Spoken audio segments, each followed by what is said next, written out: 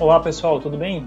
Então, para finalizar o diagrama de fases ferro, carpeto de ferro, vou falar dois aspectos que eu não tinha comentado até então, né? Então, esse aqui é o diagrama, e o que a gente tinha falado, né, que a gente tinha estudado, é que a gente deu ênfase a essa parte aqui dos aços, né, que vai de 0 até 2,14% de carbono. Então, a maior parte das transformações e exercícios que a gente fez foi nessa região aqui. E o que o carbono influencia em relação às propriedades mecânicas desses aços, né? Então, eu separei um slide aqui que comenta, né, que resume basicamente a influência do carbono, né?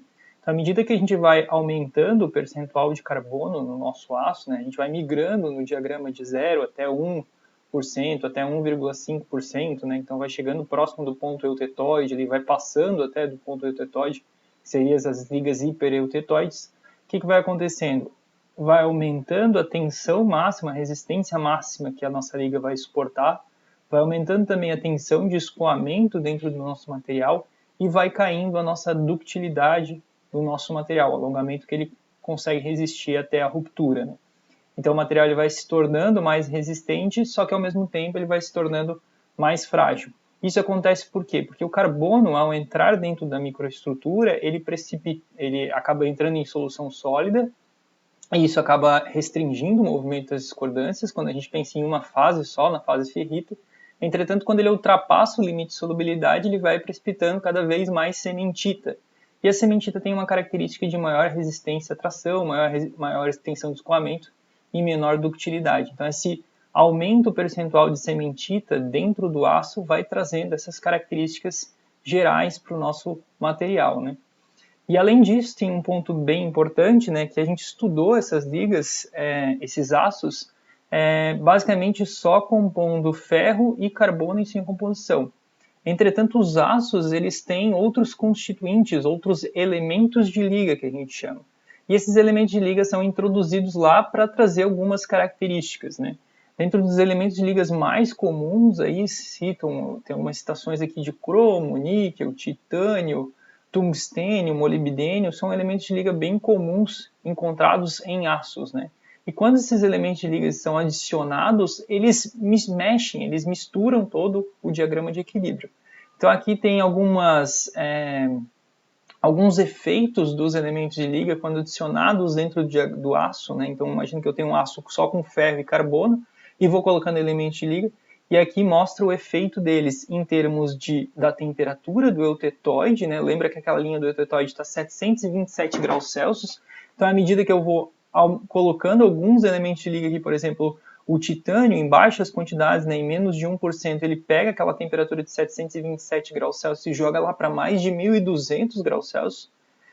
Tungstênio, molibdênio, cromo, manganês, níquel, então cada um desses caras aqui acaba mexendo com aquele diagrama de equilíbrio. E aqui também a composição química do eutetoide, né? Então, o nosso eutetoide lá, que seria a liga que ia precipitar 100% perlita, no ferro-carbono seria com 0,76% de carbono.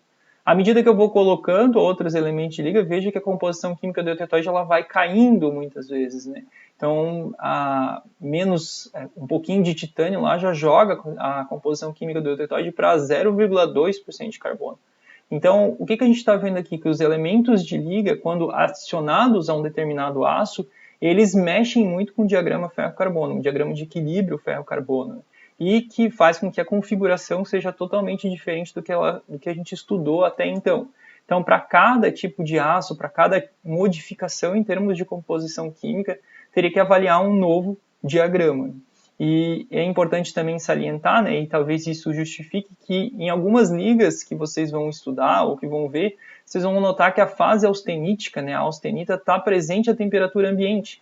E se vocês olharem um diagrama ferro-carbono, a austenita ela se forma somente acima de 727 graus Celsius. Então, ela se forma nessa faixa de temperatura e composição. Como que eu tenho uma liga temperatura ambiente com austenita, né? Então, uma das razões para isso é porque são adicionados elementos de liga que fazem com que esse campo aqui da austenita ele se expanda até temperaturas próximas à temperatura ambiente. E daí faz com que essa fase seja estável também à temperatura ambiente quando se muda a composição química do nosso aço, né? Então, aqui até então, né, esse diagrama é só para o sistema ferro-carbono. Adicionando um determinado elemento de liga, a configuração do diagrama vai mudar bastante aí. Beleza, gente? Só para vocês entenderem o contexto, né? A gente acabou estudando só um diagrama, o ferro-carbono aí, e todas as transformações que se baseiam nesse diagrama. Entretanto, é bom lembrar que sempre a gente tem aços com elementos de liga, principalmente os aços inoxidáveis, aços ferramentas, tem alto teor de elementos de liga lá dentro, e isso vai causar uma modificação no diagrama.